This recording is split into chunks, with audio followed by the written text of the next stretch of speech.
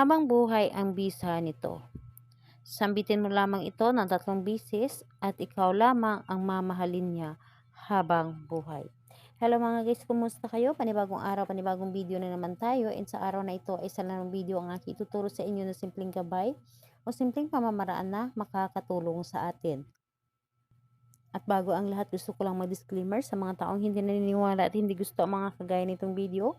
Please skip this video and maghanap kayo ng videos na gustong gusto nyo dahil ang video na ito ay para lamang ito sa mga taong naniniwala and gusto mag-try. Sa lahat po ng mga nagko-comment dito sa aking video dito sa loob ng aking channel, mag-ingat sa lahat ng mga nagre-reply sa inyo na dinadala kayo sa kanilang WhatsApp in Imo app upang makaiwas po tayo sa scam. Ang gagawin po natin dito ay ituturo ko sa inyo paano tayo habang buhay na mamahalin ng ating partner. Lahat naman tayo ay gusto natin na tayo lamang ang mamahalin ng ating partner habang buhay at wala tayong kahati.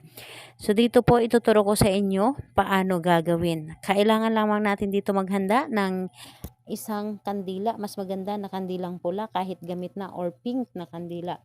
Pero wala kayong pula or pink na kandila, maghanda lamang kayo ng kahit puting kandila at kailangan din natin dito ng salamin. Kahit ganito lamang na salamin, yung maliit lamang na salamin.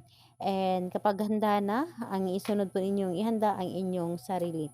Ihanda po ninyo ang inyong sarili, kailangan na alam niyo na gustong-gusto niyo itong gawin. At wala kayong mga iniisip na mga problema, wala makakadistract sa inyo, and higit sa lahat, buo ang loob ninyo sa paggawa nito at para bang hinihila kayo na gawin ito. At kung ready ka na, ay pwede mo na itong umpisahan. Ang gagawin mo lamang dito, una sindihan mo lamang ito na ang kandila. Sindihan mo lamang ito dahil ang kandila ay nakapagdagdag ito ng energy sa ating gagawin. So, kapag nasindihan na ang kandila, kunin mo ang salamin na ito at humarap ka sa salamin. Kunin mo ang salamin at humarap ka sa salamin at kausapin mo ang iyong sarili.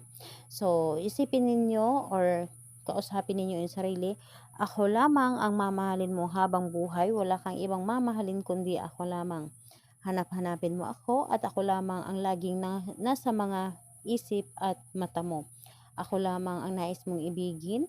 Ako lamang ang nais mong makasama at makausap palagi. Ako lamang ang kaligayahan mo at wala nang iba pa. Sabihin mo dito lahat-lahat anuman ang gusto mo. And kailangan na nanggagaling sa iyong puso ang iyong mga sinasabi at hindi lamang ito basta-basta bumubugas ay iyong bibig. So, kailangan na nanggagaling sa inyong puso. So, pagkatapos mong kausapin ang iyong sarili sa salamin, ang kandila ay patayin ninyo ng mga ilang segundo. So, pagkalipas ng mga ilang segundo, patayin ninyo ang kandila at itago ninyo ito sa kung saan man pwede ninyo itago dahil ang kandila, pwede mo pa ito magamit sa ibang ritual kung kinakailangan ng kandila. And yung salamin, pwede mo na itong gamitin sa normal na gamit sa araw-araw. Kailan ito pwedeng gawin? Gawin ito sa araw ng Tuesday and Friday. Mas maganda na gabi mo itong gawin at tahimik ang paligid. Pero kung hindi ka makapaghintay ng Tuesday and Friday, pwede naman sa ibang araw. Basta naramdaman po ninyo na malakas ang inyong energy na para bang hinihila kayo na gawin ito. Ayun po, salamat po sa inyo. Bye bye everyone. God bless us all.